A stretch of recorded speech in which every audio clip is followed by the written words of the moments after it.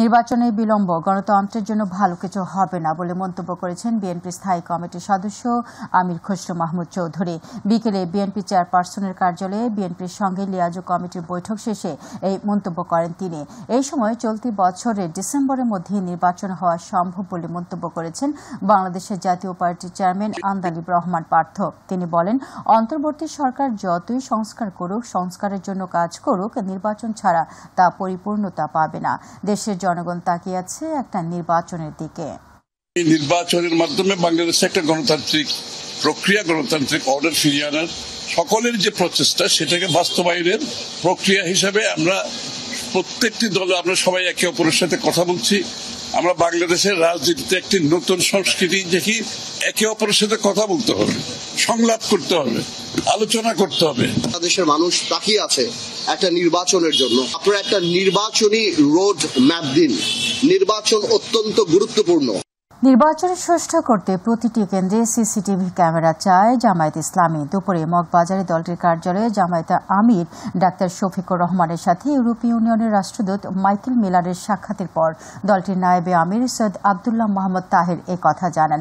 তিনি বলেন, পারস্পরিক সম্পর্ক, বন্ধুত্ব ও কাজের ক্ষেত্রে সহযোগিতা নিয়ে আলোচনা হয়েছে। সুষ্ঠু নির্বাচন আয়োজনে ইউরোপীয় ইউনিয়ন বাংলাদেশের সঙ্গে কাজ করতে চায় বলেও জানান নায়েবে আমির। আরও জানাচ্ছেন শিমুল খান। দুপুরে জামায়াতে ইসলামের আমির ডক্টর শফিকুর রহমানের সাথে সৌজন্য সাক্ষাৎ করেন ইউরোপীয় ইউনিয়নের রাষ্ট্রদূত মাইকেল মিলার। সাক্ষাৎকালে তারা দেশের বর্তমান পরিস্থিতি এবং আগামী নির্বাচন নিয়েও কথা বলেন।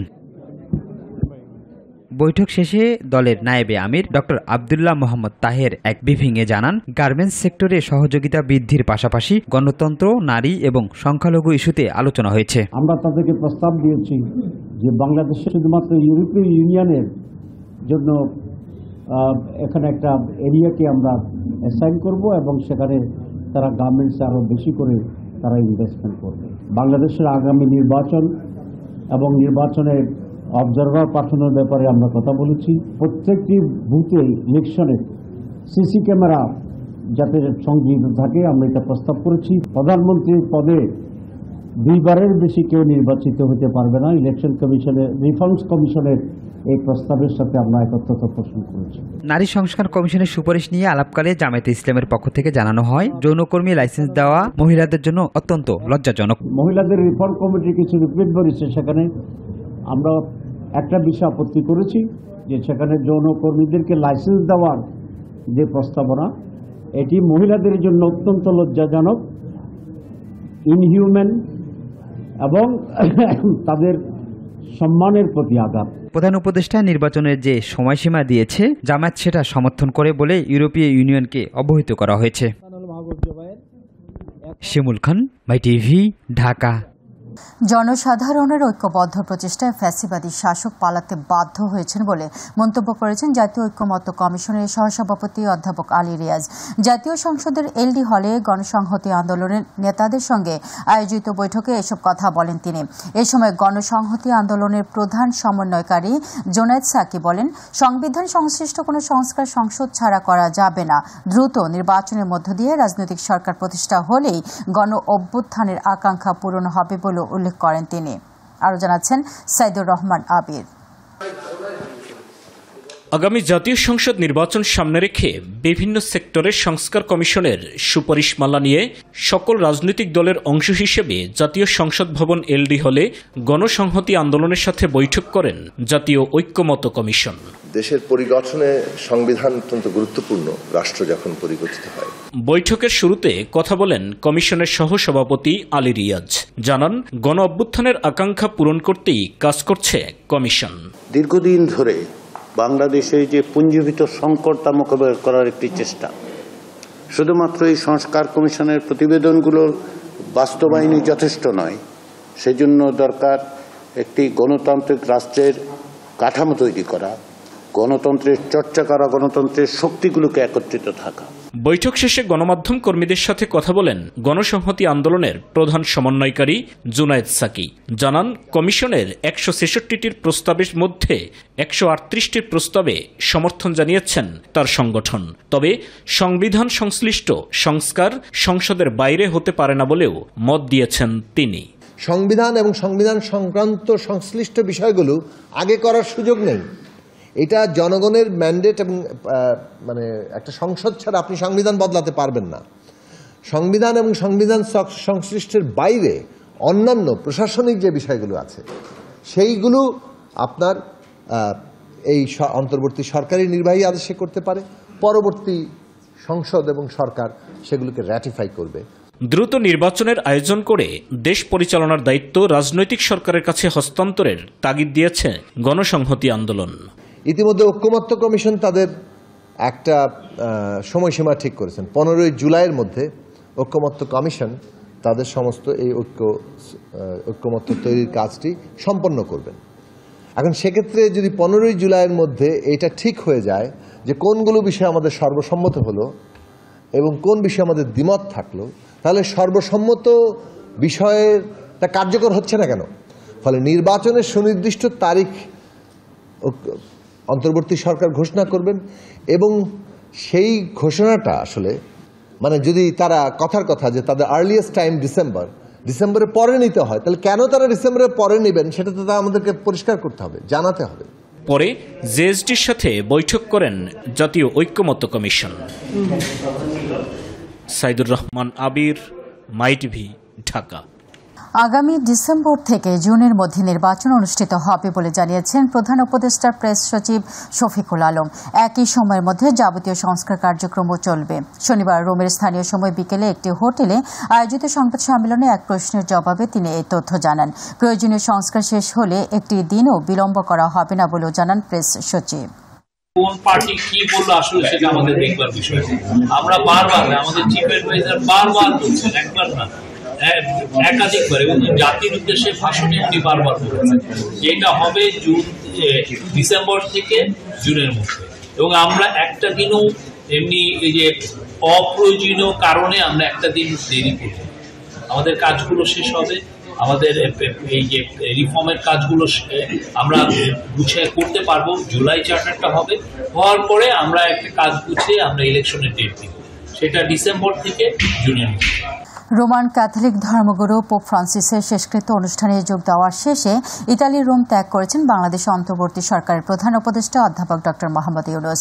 রোববার বাংলাদেশ সময় দুপুরে লিওনার্দো দা ভিঞ্চি রোম ফিউমিসিনো বিমানবন্দর ত্যাগ করেন প্রধান উপদেষ্টা ও তার সফর সঙ্গীরা।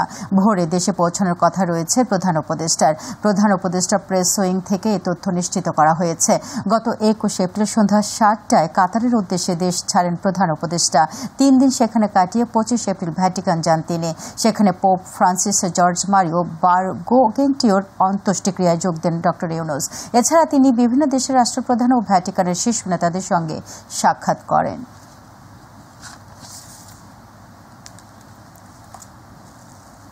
লোডশেডিং হচ্ছে এবং হবে, তবে তা সহনীয় রাখার চেষ্টা করা হবে বলে জানিয়েছেন বিদ্যুৎ ও জ্বালানি উপদেষ্টা মোহাম্মদ ফাউজুল কবির খান। দুপুরে সচিবালয়ে গ্রিড বিপর্যয় নিয়ে আয়োজিত ব্রিফিংয়ে এই কথা জানান তিনি। উপদেষ্টা জানান, গ্রিড বিপর্যয়ের কারণ তদন্তে 8 সদস্যের কমিটি গঠন করেছে বিদ্যুৎ মন্ত্রণালয়। আরও জানাচ্ছেন রাকিব হাসান।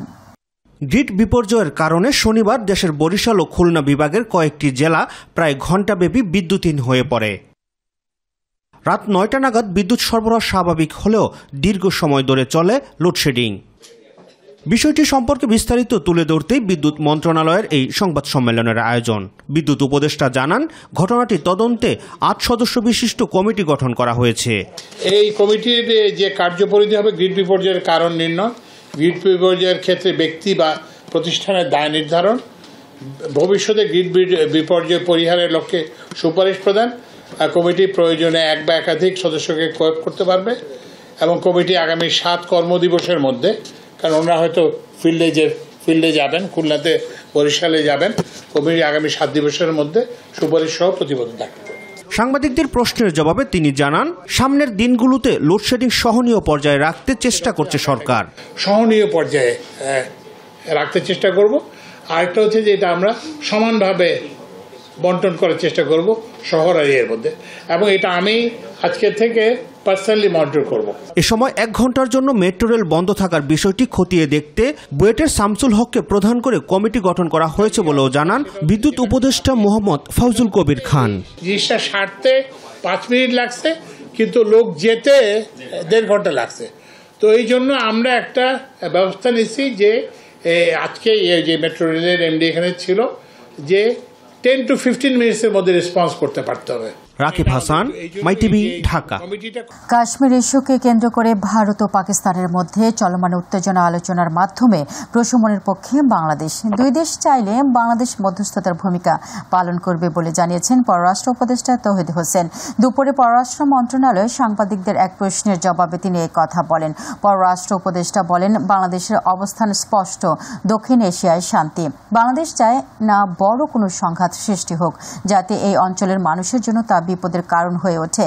তিনি বলেন, যেভাবেই হোক, মধ্যস্থতার মাধ্যমে হোক, দ্বিপক্ষীয় আলাপ আলোচনার মাধ্যমে হোক, বাংলাদেশ চায় উত্তেজনা প্রশমিত হোক এবং শান্তি বজায় থাকুক। আমরা জানি যে ভারত এবং পাকিস্তানের মধ্যে দীর্ঘদিন থেকে বিভিন্ন ইস্যুতে সংঘাতময় সম্পর্ক আছে, কিন্তু আমরা চাই না যে এখানে কোনো বড় কোনো এমন সংঘাত সৃষ্টি হোক যেটা এই অঞ্চলের মানুষের জন্য কোনো বিপদের কারণ হয়ে উঠতে পারে। আমরা চাইব, ভারত পাকিস্তান দুই দেশের সাথে আমাদের সুসম্পর্ক বিদ্যমান, আমরা চাইব যে তারা আলাপ আলোচনার মাধ্যমে তাদের সমস্যার সমাধান করে ফেলুক। আমরা ইতিমধ্যে দেখেছি যে মধ্যস্থতার প্রস্তাব দু একটি দেশের কাছ থেকে এসেছে। যেভাবেই হোক, মধ্যস্থতার মাধ্যমে হোক অথবা দ্বিপক্ষীয় আলাপ আলোচনার মাধ্যমে হোক, আমরা চাই যে উত্তেজনা প্রশমিত হোক এবং শান্তি বজায় থাকুক। সরকারি কর্ম কমিশন পিএসসি সংস্কারের দাবিতে রাজধানীর শাহবাগ এলাকায় বিক্ষোভ মিছিল করেছেন একদল চাকরি প্রত্যাশী ও শিক্ষার্থী। বিক্ষোভ শেষে সন্ধ্যায় শাহবাগ মোড় ব্লকেট করেন তারা। এ সময় বিক্ষোভকারীরা পিএসসির বিভিন্ন ক্ষেত্রে সংস্কার দাবি করে স্লোগান দেন। ব্লকেটের কারণে যান চলাচল বন্ধ হয়ে যাওয়ায় ভোগান্তিতে পড়েছেন পথচারী ও যাত্রীরা। আমাদের এই যে শাহবাগ ব্লকেট কর্মসূচি, আমাদের কর্মসূচি শুরু হয়েছে। শাহবাগ থেকে আমরা আরও কঠোর কর্মসূচি ঘোষণা করব। সারা বাংলাদেশেও আমাদের কর্মসূচি চলছে এবং আরও চলবে। প্রশ্ন ফাঁস যেন বন্ধ হয়। আমরা কোনো আবেদ আলীর প্রশ্ন ফাঁসের মতো এই 46 যে প্রশ্ন ফাঁসের প্রিলিমিনারি হয়েছে, আমরা এরকম কোনো প্রিলিমিনারি দেখতে চাই না। দর্শক, পাবলিক সার্ভিস কমিশন পিএসসি সংস্কারের দাবিতে রাজধানীর শাহবাগ মোড় ব্লক করে বিক্ষোভ করছে শিক্ষার্থীরা। সেখানে আছেন আমাদের সহকর্মী SM আরিফ। আরিফ, শিক্ষার্থীদের দাবিগুলো কি, ব্লকেট কি এখনো আছে, আমাদেরকে জানান।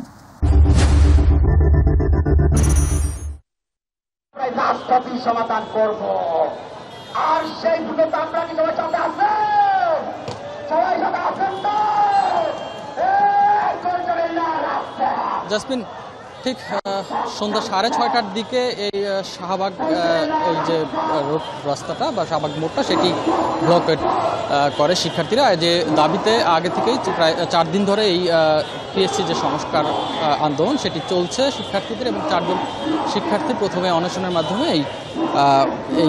এই যে আন্দোলন পিএসসি যে সংস্কার আন্দোলন সেটি শুরু করে, এবং সেটি আজকে 4র্থ দিনের মতো এখনও কিন্তু চলছে। এবং সেটির দাবিতেই আসলে বিভিন্ন যে বিশ্ববিদ্যালয় রয়েছে সেই বিশ্ববিদ্যালয়ের শিক্ষার্থীরাও কিন্তু তাদের সাথে একতাবদ্ধ হয়েছে এবং সেই আন্দোলনটা কিন্তু চালিয়ে যাচ্ছে শিক্ষার্থীরা। গতকালও কিন্তু শাহবাগ মোড়ে আধা ঘন্টার জন্য কিন্তু শাহবাগ মোড়ে এই শাহবাগ ব্লকেট করেছিল শিক্ষার্থীরা, কিন্তু তারা আধা ঘন্টা পর কিন্তু একটি আলটিমেটাম দিয়ে তারা সরে যায়। এবং গতকালকে সেই আলটিমেটাম ছিল আজকে সন্ধ্যা 6টার মধ্যে এই পিএসসি সংস্কার, যেটি বলা হচ্ছে যে 46তম BCS এর প্রশ্ন ফাঁস, যে তাদের যে দাবি, তাদের সেই প্রশ্ন ফাঁসের সাথে তাদের যারা জড়িত তাদের শাস্তি এবং যে কর্মকর্তা রয়েছে তাদেরকে অপসারণ, পাশাপাশি যে 8টি দাবি তারা জানিয়ে আসছিলেন, সেই 8টি দাবি পূরণ না হওয়া পর্যন্ত তারা কিন্তু তারা বলছিলেন যে আজকে 6টা পর্যন্ত, সন্ধ্যা 6টা পর্যন্ত একটা আলটিমেটাম দিয়েছিলেন। আলটিমেটামটা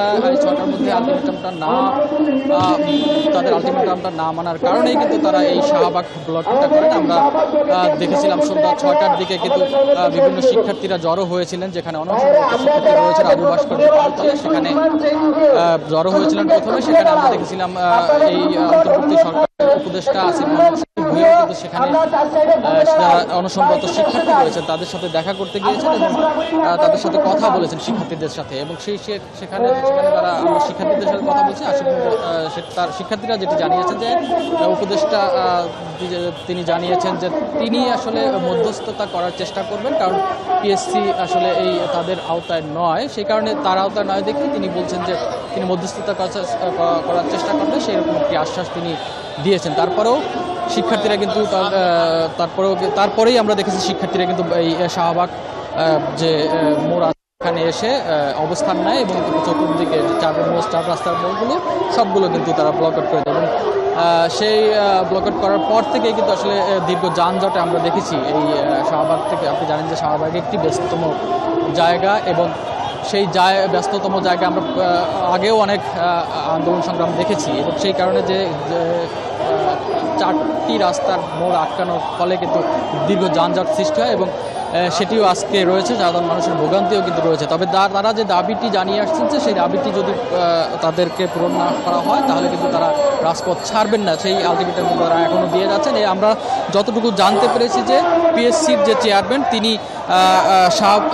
রাজু ভাস্কর্যের পাদতলে যারা শিক্ষার্থীরা অনুসরণ রয়েছেন সেখানে তিনি এসেছেন, এটি আমরা এই শিক্ষার্থীদের মাধ্যমে জানতে পেরেছি। তারা বলছেন যে সেখানে আসলেই হবে না, তার সেই পিএসসি চেয়ারম্যানকে এই শাহবাগ মোড়ে যে আন্দোলন করছেন সেখানে এসে এই দাবিগুলো মানতে হবে, তারপরে তারা সিদ্ধান্ত নেবেন তারা কি পরবর্তী পদক্ষেপ দেবেন। তবে তিনি যদি তাদের যে দাবিগুলো আছে সেগুলো না মানেন বা আশ্বস্ত না হন তাহলে কিন্তু তারা এর থেকেও বড় আন্দোলনের কর্মসূচি ডাক দেবেন, সেটি কিন্তু তারা জানিয়ে যাচ্ছেন। তো এই ছিল আমার কাছে সর্বশেষ। আরিফ, আপনাকে ধন্যবাদ। দর্শক, শাহবাগ মোড়ে পিএসসি সংস্কারের দাবিতে বিক্ষোভ করছেন একদল শিক্ষার্থী, সেখান থেকে যুক্ত ছিলেন আমাদের সহকর্মী এস এম আরিফ। চলে যাচ্ছি পরের সংবাদে। জুলাই আন্দোলনে ঢাকায় পুলিশের গুলিতে শহীদ হওয়া পটুয়াখালীর দুমকি উপজেলার জসিমউদ্দিনের মেয়ে লামিয়া বাবার কবরের পাশে চিরনিদ্রায় শায়িত হবে। পটুয়াখালীর পাঙ্গাশিয়া ইউনিয়নে জানাজা শেষে তাকে দাফন করা হবে। এরই মধ্যে দাফনের জন্য শহীদ জসিমউদ্দিনের কবরের পাশে কবর খোঁড়া ও জানাজার স্থান প্রস্তুতির কাজ সম্পন্ন হয়েছে।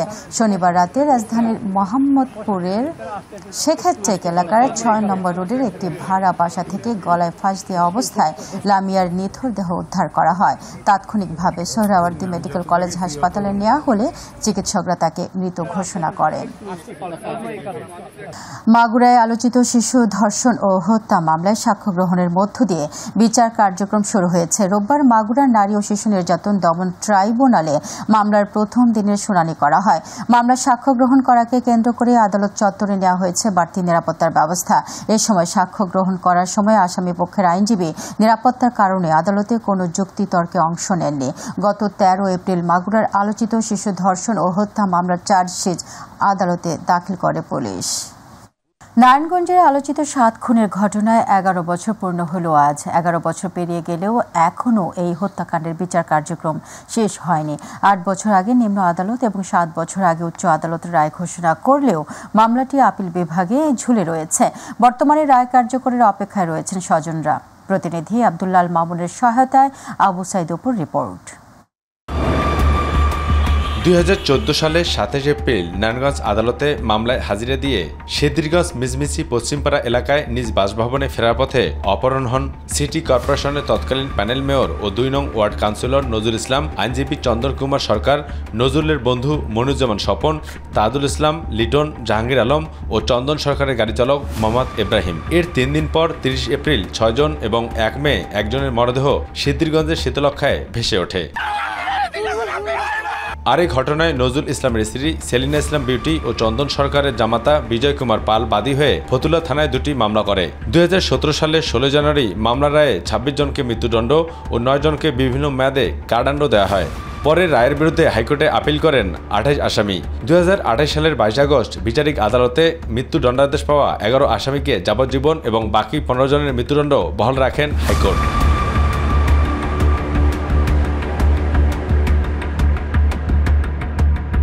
7 খুন মামলাটি গত 11 বছরে বিচারে 2টি ধাপ শেষ হয়েছে। রায়ের ধীরগতির কারণে এখনো ভয় ও আতঙ্কে রয়েছে নিহতর পরিবারের সদস্যরা। আব্বু থাকলে এখন আমাকে আর মার জন্য অপেক্ষা করতে হতো না, মা কখন আসবে বা আমি রাত্রে কিভাবে যাবো।